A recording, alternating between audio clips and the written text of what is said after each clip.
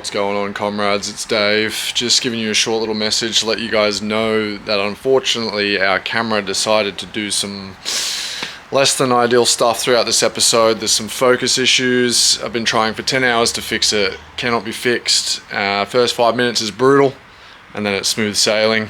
So I hope you guys continue to watch and enjoy. Lock in because it's a good one. Peace. Combat comrades. Combat comrades. The combat comrades. Let's go for that. I think that's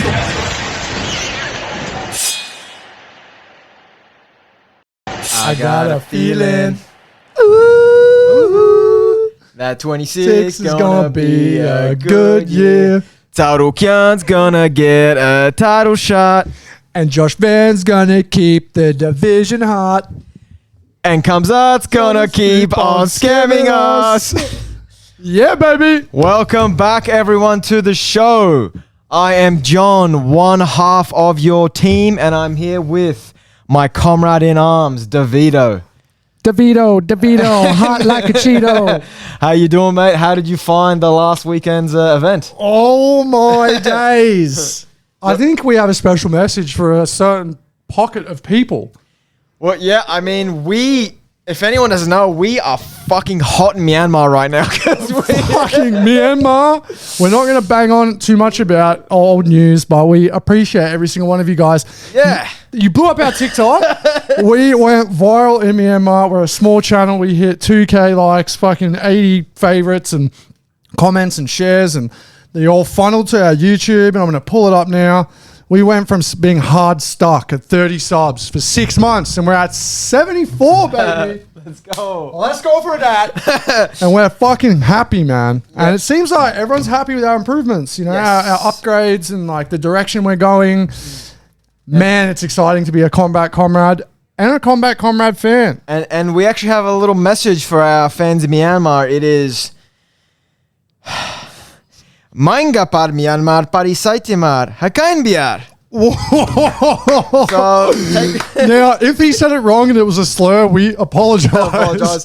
That's what Google Translate said. We're trying to show some respeito, which means respect in Portuguese, Brazilian, to Myanmar, because we're always gonna support the little guy, and it's cool. It's always cool to see one thing I've noticed. Those small countries, they back their boy. They band together. And I've experienced that a little bit in my culture because my two halves, Russian and Armenian, Russia, massive country, as everyone knows. They're just freaking throwing nuclear bombs left, right, and center.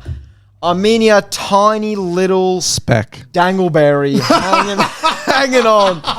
Just hanging on for dear life. And the beauty in that is, every time I've gone overseas and traveled, I meet a Russian, I'm like, oh, привет, здравствуйте. Like, oh, Russian, I'm a... Yeah. And they're like this. They're like, so they what? go, что? They go, so what, blech? But freaking Armenia, bro, is, oh my bro. They're like, bro, yeah. they want to kiss you. You come to my house. I cook for you. I share you my wife. Yeah, exactly. 3 goats. I killed 3 goats for you today. And I felt that a little bit with Myanmar. You know, you guys respect. You're backing your boy. I mean, he didn't beat Pantoja, like, you know. He didn't beat him in the way that we wanted him to beat him. But hey, he's a champion. So let's go for that. Let's go for that. He defended a kick. He did a double leg. Pantoja should have known better. He put his hand out. He snapped his arm. He tapped verbally. Yeah, it's not the fight we wanted, but guess what? Myanmar, I backed you, and now you're backing us. Let's go for that. And to end that, I will say Aldarko Schwarong, which means let's go for that in let's go. See, you have your boy over here learning Burmese. Yes. We are just in it as much as you guys are. Anyway, let's go for that. We have a big ass episode ahead because, guys, this is the last card of the year. Yeah. This is the biggest gap in events 6 weeks in UFC history, Bart. You think we're fucking stopping? Absolutely not. We're going to be bringing you content all through Christmas, all through the new year, until we meet again for a long form, proper event next year. And we got some exciting stuff planned next year as well. So we're excited. There's the UFC Sydney coming to town. So, you know, we're going to be getting our fingers in all the pies. Yeah, if you got a pie in Sydney, we're fingering it. And for the Myanmar fans, a pie is just like this pastry, and we stuff meat inside it. Yes, not like the Americans do, where they put sweet. We go savory. We go savory. A bit of Tommy sauce on that too, mate. But Johnny, moving in, we have Royval versus Cap. No cap. No cap. It's actually not a, sometimes they just throw us the scraps at the end of the year, like, we don't give an F anymore. You take what you do what you're told. Yeah, you'll freaking do what your dad tells you to do. And you get what you're given. But you know what? I'm actually low-key pretty hyped about this card. Is there anyone in the prelims you wanna discuss? Looking in the prelims, there's a few unks. We got Neil Magny. We love Neil Magny. He is one of our favorite gatekeepers as a Combat Comrades. Very good test for anyone that wants to, test the waters in the rankings, really. Yeah. If you get through Magny, you can do well. You're a top 10. So I'm excited for that. There's also a few little newbies out and about. So you've got Alan Fryer Jr. It sounds like, wasn't that the guy from Futurama? It might, you know what? It pretty much is. That would be a crazy... And he's, everyone that's listened to this podcast long enough knows that I hate when they don't have a picture on Google, and it's actually... Double.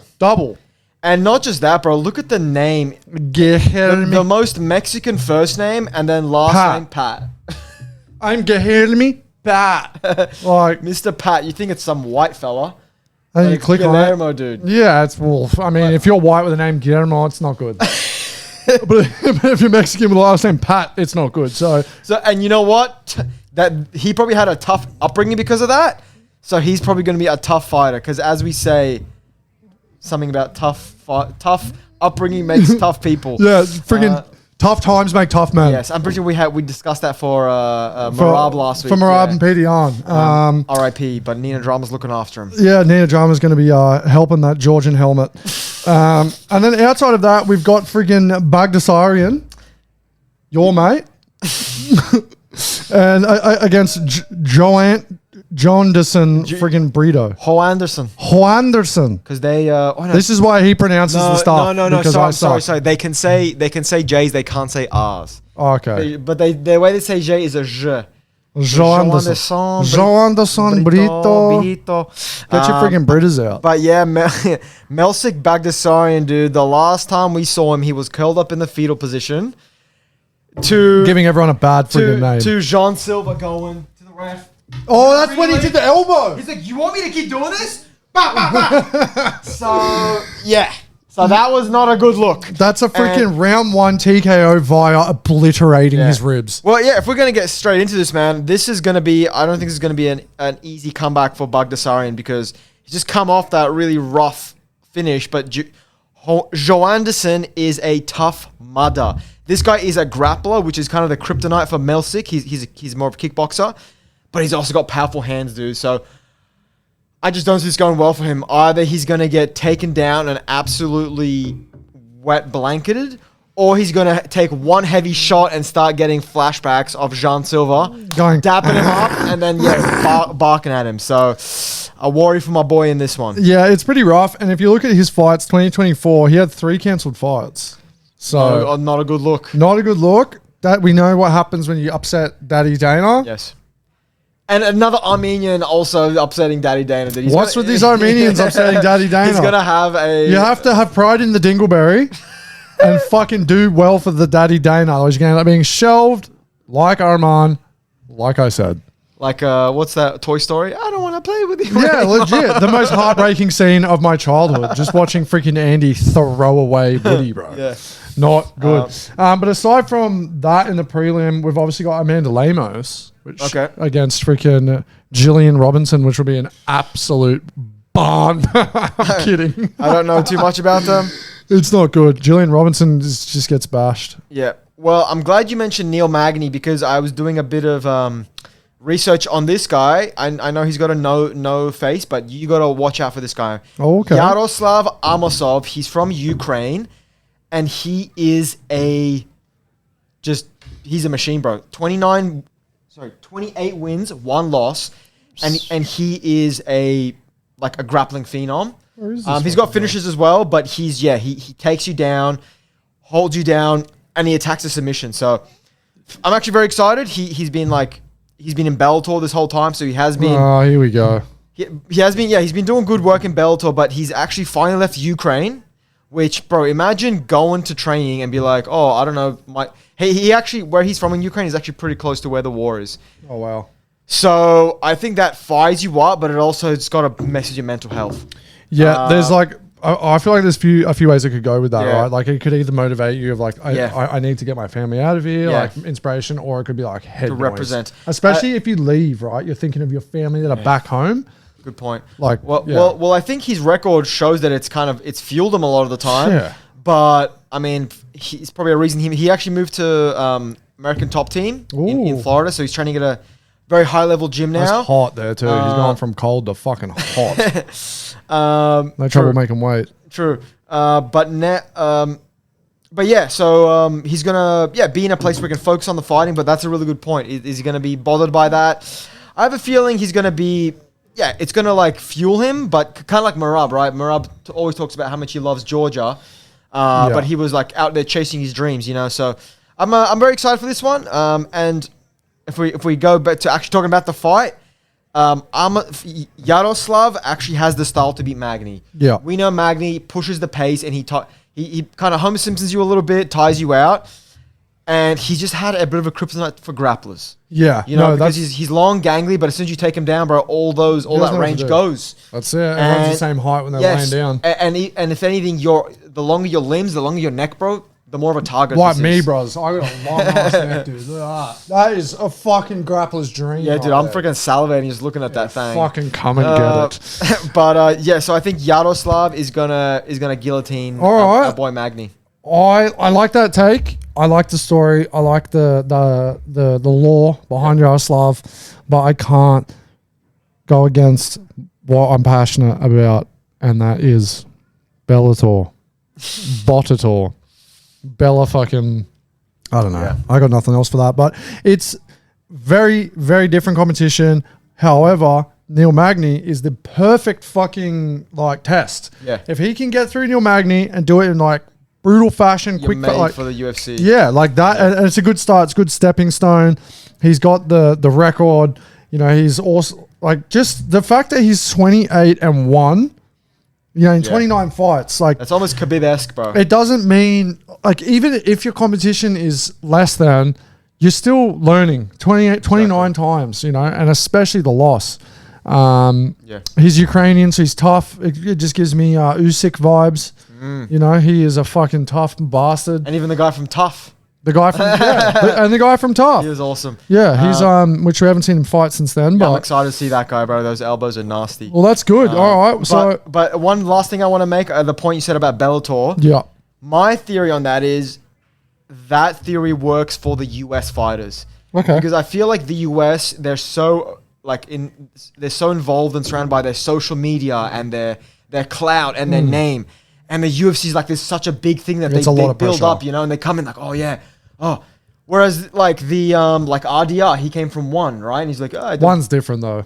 The level of competition in one is better, way better. I feel like Bellator was better because they have like a lot of more internationals, whereas one is the mostly Asian. Yeah, well, that's where the Savages are from. But my take is that when it is a non-American, like a European that comes from like Bellator or one or whatever, they don't really give too many fucks. Yeah. So I think Yaroslav is going to come in and put the pace on Magny. So I actually agree with that, to be honest. Yeah. Now it actually makes a lot of sense because like he's coming from a place where none of that shit matters, and you're fighting for something bigger than that. Yeah, exactly. So you don't have the same head noise as someone that's like, yeah, dude, I'm fucking going for that clout, bro, from Malibu, California, dude, and coming out to the UFC, bro. I'm going to be the next Conor McGregor. Yeah. This is the Sugar Show or whatever. Yeah, well, I mean, Sugar's probably a poor example because he became a champion. But anyway, all right, we're fucking hammering Yaroslav. Get your Christmas money that you wanted to buy your mum and stuff her stocking. Don't be weird about it. That's a thing. And put it on Yaroslav. John will pay your debt. And Brito. Let's not go for that. Let's not go for that. Anyone else in the prelims that you are interested in? There's a few chicks on this card. I wonder if any of them are going to be exciting. We'll find out. We won't talk about it. That's it for me, bro. But with the Gillian Robinson and Amanda Lemos, I will make a comment because both of them have been around for a minute. You've got Amanda Lemos in her recent time has basically been win one, lose one, win one, lose one. She's 38 years old. She's 15-5. She's going up against Gillian Robinson, who, you know, isn't the greatest, but she's coming off a KO win over Marina Rodriguez. So she's got a little bit of moment. That's Gillian Robinson. Okay. Actually, I am full of shit. She's on a 4-fight win streak. So she's put in some fucking work. But, you know, you go through the competition. She fought Michelle Waterson Gomez, who's 18-13 and then retired. Karate hottie. Yeah, so I don't know. It's going to be one of those fights of you probably turned it on waiting for the main card and then you kind of watch the last fucking 2 rounds for it to go to a decision. Now, moving into the main card. I'm very excited for this one because we have a jiu-jitsu legend, Abu Chesha. He's very, kind of like... I think I know this guy. Yeah, actually. he fought early in the year against the Martin Bidet. blob of a man who, The who blob. actually dominated, like he dominated Buchecha and then they cut him. And honestly, I think it's because of his blob physique. Yeah, he's a blob. He's so blob, man. Like, you can't have that many blobs in the UFC. I actually remember, like, this just shows me the way that, like, other people think, casuals, let's say, because I was watching this at home and my dad looked at it and he was like, my dad was disgusted. He's like, why is this guy on fighting? He Why is he on not TV? an athlete. He's like, this is disgusting. And I was like, Whoa. Dad, he's like, Should have showed him DC highlights. Dad bod. It's how, I mean, yeah, it's like, it's how you fight. It's not how you look. But then, actually, it is kind of part of it. The you know, people... If Francis Ngannou had a fucking Homer Simpson gut, we wouldn't be as scared of him. We know that for a fact. But he's just... Yeah, it's insane. But yeah, Buchecha got pretty... I mean, he's only got 7 MMA fights. He's getting up there 36, so he's kind of late. But the heavyweights, they can kind of go longer. I'm kind of excited to see how he goes. It kind of gives me a bit of our boy Bilbert Gurns vibes, you know? Old Bilbert. And... another guy, yeah. Those jiu-jitsu legends who come into MMA, and yeah, Bilbert did well. I'm hoping Buchecha does well. I'd like to see some grappling, and I kind of feel like this is a bit of a setup for him because Kennedy, who's a light heavyweight that moved up to heavyweight, he's been the most his last fight he was against Volta. He was a victim to the heel hook, so that is kind of his grappling is his kryptonite. The only thing is Volta's a lot more explosive, whereas Kennedy's going to be a lot more quicker. I don't know if Buchecha will be able to get his hands on him. So yeah, I'm kind of interested to see how this one goes. Yeah, that's awesome. I think Buchecha is definitely exciting for the reasons you stated. The thing that makes it even more exciting is Kennedy is that guy that can just fucking put lights out. He's got that many KOs. He's kind of like touch of death. Not like, you know, Pereira, but you know, he's got the power in his hands. It'll be interesting to see the technique that Buchecha comes in to kind of break the distance. Yes. And take him down. It seems like he's going to need to set up some traps because otherwise you're kind of risking entering, you know, dropping that level, getting uppercutted or, you know, getting punched out. So I'm excited. Yeah. I'm excited. I'm excited to see these low record kind of new entrants. Yeah. I was saying this to Jazz, which she's not here today, otherwise you would have known. Jamie of last week. I was saying we were discussing kind of like reflecting on we're now well and truly in the passing of the torch era of so many divisions. Usually kind of trickles through, you know, things kind of 1 year this person goes, the next year this person goes.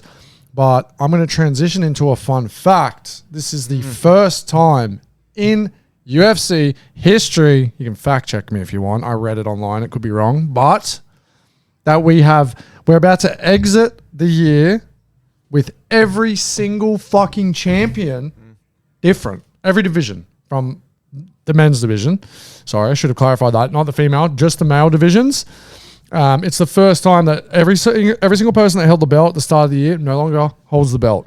So it's fucking exciting.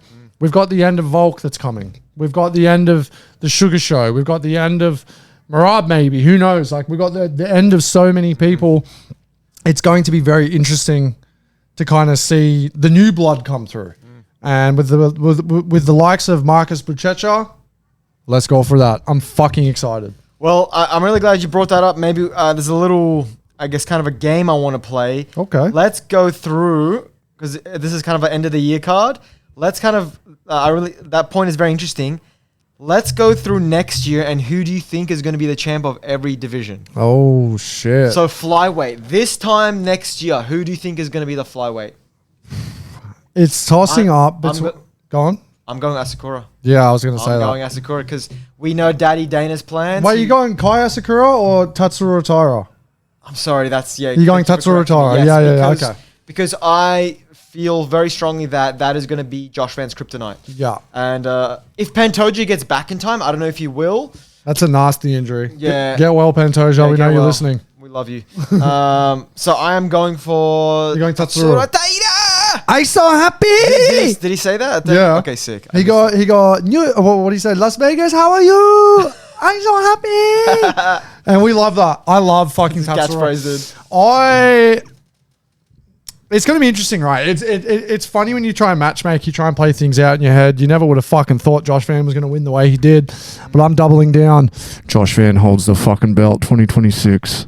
Myanmar, let's go for that. Let's go for that. And guys, we're trying to be a cultural podcast expand. So please teach us some Burmese. Teach us some Burmese and let us know if there's anyone out there that's watching from Myanmar. If we come to your country, Yes. could you A, show us around? Yes. B, put us up? And C, tell all your mates and we'll just have a fucking party. Yes. And D, tell us what we should eat. Yes. What is like a The really best. amazing cuisine unique to Myanmar? We don't want the like, oh, this is what, my grandma cooks me at Christmas and I pretend to like. We want if we were to go to Myanmar, you have to try this. You yes. absolutely have to try it. And we're going to see if we can find it here. Bonus points if you can find it here for us. Yep. Okay, so that's that. flyweight. That's flyweight. Next division. We don't have to go through them all, but if there's any divisions you want to talk about. What about heavyweight? And then I've got a real one that's going to hurt to We're going discuss. straight from fly to heavyweight. I'm going Tommy Aspinall. Tommy Aspinall. Fucking Pirate Tom. Yeah, the bad guy Tom. Yeah. The Oh, I bad can't guy, wait. I'm not being the fucking good guy anymore. You love the villain.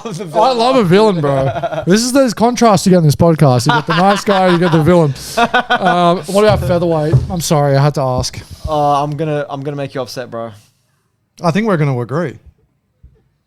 That's the worst part. I think we're gonna see that dirty little stuff. No! You think Diego's going to get him? I think Daddy's gonna get him. I don't know if Diego's going to get him, but I think fucking Movzar or Laura Murphy will Really? get him. Yeah. Okay. I don't know. I hope not. We love Volk, obviously. I mean, I'm wearing a fucking Volkanovski shirt in most of the podcasts that we record. So I love him, but we're trying to be non-biased Yeah. for this segment. So if Volk is still holding the belt in 2026 at the end of the year, I will fly to the country of the person he beats last. If we get 150 likes.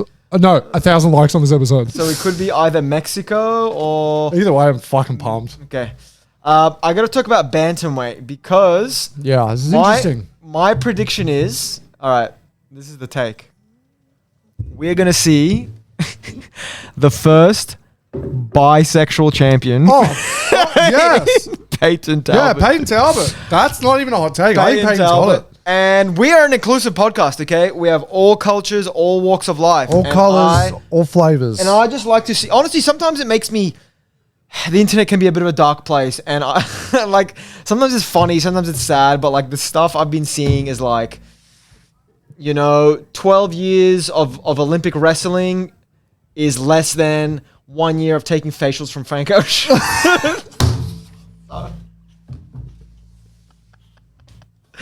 And that's not my take, so I can't. Don't come at me, guys. So that Come at Peyton.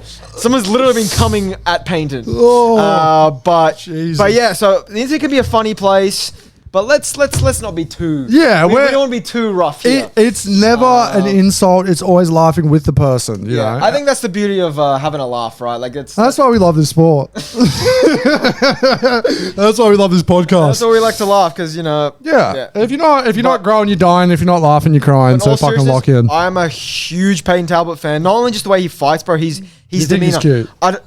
Kidding. Move on. I will say check out his YouTube thing because he's actually like what I like about him. He's like a renaissance man. He has like many different interests. He's not just fighting. Yeah, he seems like a very eccentric, like intricate. He type is, of bro. guy, He's into, bro. You'd like him. He's like a DJ. He's very into. I don't even know the style of music, but it's kind of intense, like techno. but like kind of more hard styles almost. Oh yeah, the only genre I don't like. Yeah. But he's like, also into hiking, outdoors, and kind of stuff. But yeah, skateboarding. So just a very interesting. That's why we love this sport. This is the because definition. All different walks of life. Yeah, and the thing is now, I was also mentioning this to, I think I was speaking to Jazz and my dad and watching on Sunday.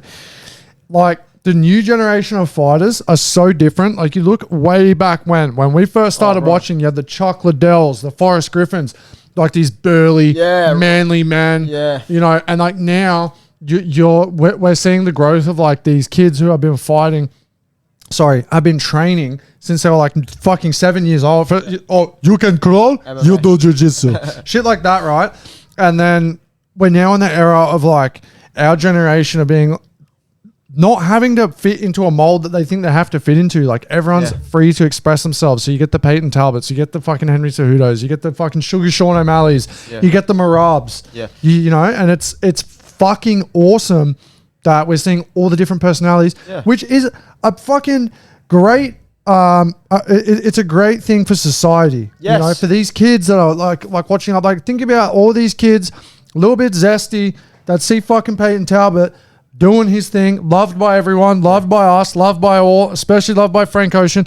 And then they see themselves in Peyton. They're like, hey, I can do that. I'm a little bit fucking weird. I'm a little feminine, but I can still beat the dog shit out of an Olympic fucking wrestler and a double champion. Dude, how sick was he did Henry's trip? Yep. And he went, that was hectic. Not the first time he's done that. Sorry. But that's a really beautiful point. And one thing I want to say, we stand on the shoulders of the giants before us. Stylebender, dude. When Stylebender came in, like, oh, who's this gay guy? He paints his nails. He's gay. But he just came on and put it on everyone. Yeah. So people like that. And also, I also want to highlight, I really like that you mentioned the person. It brings different personalities into like the mix. It also brings cultures. Yeah. Bro, people, I'm sorry if I offend any Americans, but I've met Americans who don't know this. People didn't know that Georgia was a country. Now they know about Georgia. They just thought it was a thing. Dagestan is now the hottest place in the world. 100%. You know the tourism industry is going like, oh my god. I didn't even really know about Myanmar until Josh Van. I'm not going to lie. And now it's fucking 90% of our followers. Yeah, exactly. Let's go for that. We need to actually, guys, please tell us some Burmese words so we can, like, instead of just saying... Instead of using Google Translate. Yeah. DM us at Combat Comrades on Instagram with a clip of you saying something. Oh! And then we will try and replicate it, but we're going to fact check to make sure that we're not getting cancelled, you cheeky buggers. Yes. And this is a nice little transition to say, if you're still here, we really appreciate it.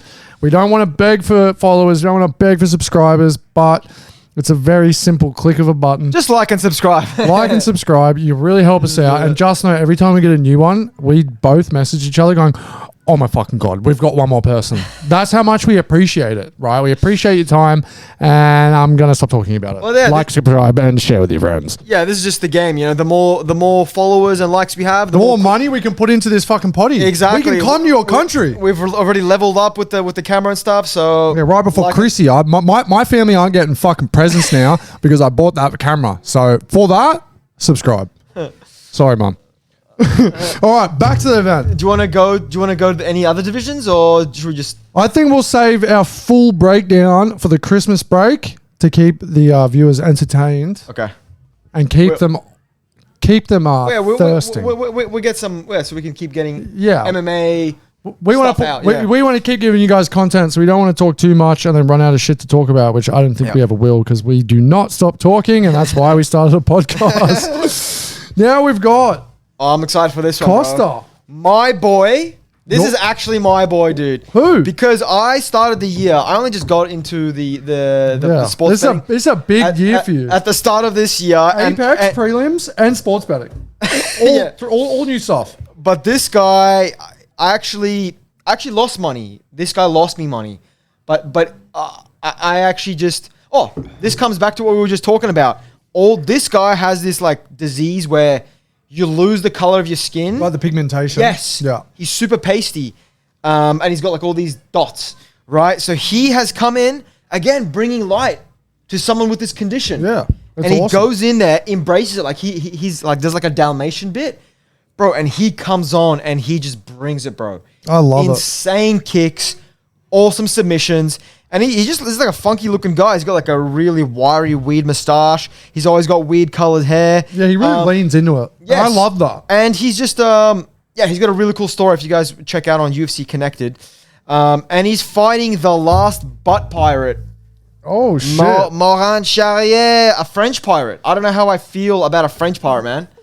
No comment from me, but I do want to mention that he is on a 2-fight win streak this year. Charrier or no, freaking Costa. Yeah, Costa's on a tear, man. Hasn't lost, and he took out Jazz's last. You know, I'm gonna bleep that. My in-laws, they live where Julia Rosa's from. Yeah, come on. Oh, he fought a Rosa. And he fought a Rosa and he beat the dog piss He out also of him. fought Andre Feely, who's also a Washingtonian. Choked him out. Touchy Feely. Yeah, choked him out. That's when I lost money on. And I don't see it. Yeah, he fought him at the start of this year. Oh, he did. Oh, I didn't see it. Sorry, I didn't see it. Oh shit! That's So good. he's on a 3. That's good. My memory's still there. So he's on a 4. Is he on a 4 or 5 fight win streak? I think he may have had one more fight, but I'm not sure. He's on a 4 fight win streak. He lost to Steve Garcia. Yeah, Charrier hasn't been.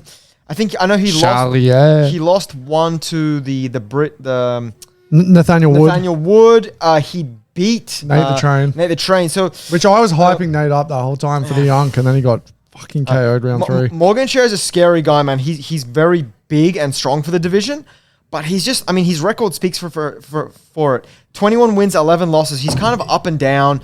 He doesn't really like have a dominant performance where he's like just dominating the whole fight. Like that Nate the Train fight, he was like, it was pretty even up until he knocked him at the end. It was. I mean, he rocked him in the second, which I was like, this isn't going to be good. Then the 30 rushed him and finished him. But up until that rocking, it was very back and forth. Which is why I feel Malky Zael, he's going to pick him apart from the distance and just kind of out decision him. So that is Schmeckelstein's dog of the week. Oh, locking it in. If you're looking for a dog to follow, you got a Dalmatian right here. So oh shit, I love that in. Hammer it. Hell yeah, I agree with you on all of those points. Now, Olajayshuk another one I'm excited for versus Almeida, because we were talking a few episodes ago, the brothers or the siblings in the UFC. This is a new addition. You know, Michal Olajayshuk. Yeah, this is his brother. Another older Polish brother, pickle. Yeah, Michal's his older brother. Yeah. But the cool thing is, when you have an older brother like who's been punching on, and we know Michal has his flaws. He's not the best in the grappling. That's kind of why he moved to the Fighting Nerds. But Cesare's a lot more well-rounded, and he's just been he's had his big brother training with him, but he's had he's 25 years old, a lot younger, a lot more time to work on the grappling. But Cesar Almeida, he's kind of like an Alex Pereira. He's an older kickboxer, new to MMA, but I just don't know if he's going to have the same run as Alex Pereira. You know, that guy's one in a million. Yeah, I mean, he's definitely a special guy. Speaking of Fighting Nerds, this is a very weird tangent, but as soon as you mentioned the gym, I forgot to mention something. I also forgot to mention Myron Santos won. Yes. And he has recently just joined the Fighting Nerds. Has he? Yeah. Okay. Because when he won, he put the fucking glasses on. I was like, hang on a minute. So I didn't even know that. Anyway, sorry, moving on. Olajayshuk, it's his debut? He fought in Dan White Contender Series, knocked the guy out in 20 seconds. Oh. I don't know. Like you mentioned the Bellator thing, you also have to take into consideration the first UFC fight, because that's coming from Contender Series. You don't know how they're going to go, but I just feel because Cesare, he's got 19 fights. He's been fighting in other promotions. He's been with his big brother. I don't feel like he's gonna, and this is in the Apex. Yeah. So I don't think the bright lights are gonna get to him. I think Cesare is gonna do well in this one. He's got the kickboxing chops to hang with Almeida. And I think he's going to throw in some cheeky takedowns here to really show a well-rounded performance and kind of step out to be like, hey, look out for me in 2026. Yeah, it's good. I mean, looking at Almeida's opponents, his only real tough competition, I use that loosely, was Kopilov. and he lost by decision. Yep. So his level of competition hasn't been that great either. I mean, he fought Abdul Razak Hassan, Al yep. Hassan, which who's that? So it'll be interesting. Yep. It'll be good, and you make a very good point about the Apex. I think if I was making a debut, as much as I like to be like, bro, sold out, fucking Sydney, Australia, fuck yeah, it would be so much easier to kind of digest being like, oh, I'm going to the Apex. There's like, 70 people there, That's doable. Definitely. 50 people there. Go in there, it's fucking, what's going on, fight fans? We sold out 18,000 tickets. So like, I'll be there going, mummy. But not like you, Ian. So yeah, fighting at the Apex would be absolutely my ideal debut. Yep. It'll be interesting. We'll see how he goes. It's always easy to say it's going to be the bright lights, but yeah, you make a very good point about that Apex. So we will see where we go. And now we've got a guy that hasn't been around in a very long time. Who are you talking about? Chikadze. Oh, Giga Chad. I haven't seen Giga Chad in a fucking hot minute. Giga Chad. I think his last fight was against Onama. What's my name? Oh no. Yeah, that was in April. Yeah, that's a long time between drinks. Yeah, and he hasn't been on a really good. He's been a bit of a skid recently. I think 4-0, like 4 losses. And he's getting up there, bro. He's getting to 37. Which is fade territory for old Johnny boy. Okay, yeah, not even just that, but just the way he is going about it. Like he doesn't seem that serious. Like he's known for his kicks, but they just haven't been looking so venomous recently. And wrestling has always been his problem. That's people have. Usually when you get a kickboxer who comes in, they either get really good at takedown defense, like Adesanya, or they just, or they do get a good game. But Giga Chad, he's succumbed to his old ways. Yeah, he's just stuck to being a kickboxer, and people have exploited that. And Kevin Vallejos, this guy's not really known as a grappler. He's actually known for having decent hands. Yeah, he went to a decision with Jean Silva just to show you how. Danny Silva. No, Jean Silva, dude. He fought Jean Silva in the Dana Contender Series. Right, sorry. That's none of my statistics. Because his last fight was against Danny Silva. Danny Silva, yeah. So that's my bad. Yeah, I think he decisioned him as well. But look, the thing is, he's growing. He's young. He's 24. He's developing. So even though he's kind of known for his striking and grappling, I think we're going to see some evolution in his grappling in this. At least that's what I'm expecting. He's already got beautiful hands. He's always got great hands, which will keep him on the feet. But I think we're gonna see some takedowns mixed in for this fight. Yeah, nice. I'm excited. Giga Chad is just a bit of a nothing burger. He's almost a bit of like the what could have been. Exactly, yeah. Like if he found the right gym or I don't know, the pieces of the puzzle fit in a different way. Yeah. What could have happened? Because like you said, those fucking kicks, bro, were quick. Yep. And were like baseball bats, bro. Exactly. And as someone who has been kicked multiple times by kickboxers, as being a kickboxer myself. Yep. Not much anymore, let's be real. But it fucking sucks. And if you verse someone that's got those snappy kicks... on the weekend, right? Brother. And even also the elbow that he did to the forearm was elite. That was cool. Fight IQ, bro. Because it's hard to grab someone when your fucking arm is fucked. You saw him rub his thing after? Bro, this could change... everything. Dude, as a grappler, I'm scared. I will be hitting that. If you try to take it to bed, I'm going to be hitting that. I'm going to start conditioning my forearms. But back to Giga Chad, I think the height of his career was in 21 when he knocked out Barboza and knocked out one of my all-time favorite fighters, Cub Swanson. I think people were really on him then, but then after Calvin Kattar beat him in a 5-round decision. Which didn't age well. No, exactly. And then, Arnold Allen. So after that, he never really reached those heights, and I think he's probably had a couple of injuries and that kind of stuff. So I have a feeling. Look, the UFC, we know it's a business. It's a machine. They are trying to. I think they're going to try to build up Kevin Vallejos with this. I think that's a fair assumption, and I am going to be going Kevin. Yep. I think that Kevin's going to get it done. But hey, anything can happen in this crazy fucking sport. Exactly. So who knows? I'm not really committed to either of them, but if I had to pick, I'm going to go Kevin.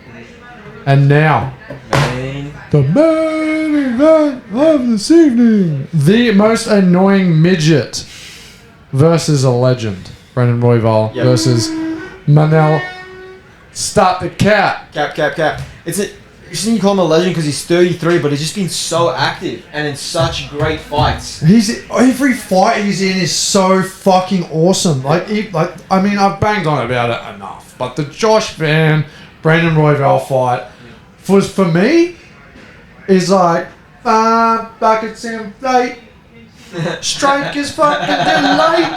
Like, it was the striker's delight. Yeah. It was so exciting, and even when he loses, he's exciting. He's like a Michael Chandler, but better. Yeah. Like, if you know that when he's getting in it, has a chance to win, and he'll always bring the freaking ruckus, dude. Yeah. And I love that. And I fucking want to see Manel Kape get his head punched in. That's another thing. And low key, I feel like the betting odds have him as a pretty big underdog. Cup. No, Royval. Whoa, I might be hammering this one. Yeah, I was gonna say, which is kind of weird because I mean, Cap has looked great, but who is he really impressed? Like Almabayev, he that was impressive, but that was short notice. I think he went to a decision with the Mokaev. Yeah, he did, and that was like, and he lost it. Yeah, that was like two little chihuahuas barking at each other behind the fence, and the fence opens, and they're like, oh. Yeah, 100%. And I just feel like Brendan Royval, like you probably know this more for striking. I'm just more from my watching fights, but a guy who's like this real like technical sniper kind of guy, the way to counter that is obviously wrestling, but for striking it's pressure, right? And Royval does not stop moving and throwing. And I feel like it's hard to set up these traps when you just constantly just like, oh man, this, you know, he's constantly throwing stuff at you. And Royval fights in the same gym as the Great Ape, which I'm a fan of. Over in Denver, and that gym, cardio, first of all, Denver, when you see a Denver, you got to know they have cardio. You know that altitude is nasty. Exactly. And second of all, beautiful footwork. He's constantly moving, giving different angles. And I saw the Great Ape in two really great knockouts this year against Chase Hooper. Yeah. And I forgot the other guy, but it was on the Texas card because he's from Texas. But he was kind of losing that fight, but his movement, he was just like pulling, boom. It was Diego Ferreira. Yes, he knocked his block off. So, being from that gym, man, I got big. I'm going with Royval for this one. I actually think he can get the upset. I fucking hope it. And to be honest, I don't even know if it's an upset. I'd be upset if I have to listen to Cap go. Pretty much. You know, he's so annoying, dude. Yeah. Sorry, but I'm gonna hate watch you forever. and it benefits you. Because I'm going to be tuning into all your fights. But I'm going to be praying. Hey, look at me. I am the captain now. I'm praying that you get knocked the flip out. I censored that for TikTok. Fucking oath. Well, that's it. That's it, mate. That's it. So I think there's a few things we can go from here. If you guys are still here, legends, I'm not going to give you the spiel of liking and subscribing. Because you already did it. I know you did. But moving into this 6-week break, if you're still here, our most loyal supporters, our most loyal listeners, sound off in the comments for the love of Christ, and let us know what you would like from us content-wise over this next, 6 weeks after this event. We're going to be pumping it out, but you guys have the benefit of, we're a small potty, and we want to give the people what they want to an extent. Relax. So let us know. Until next time, John. Until next time, and to a great year. Let's go for that. Oh, that was a good one. Oh, I think that's the one.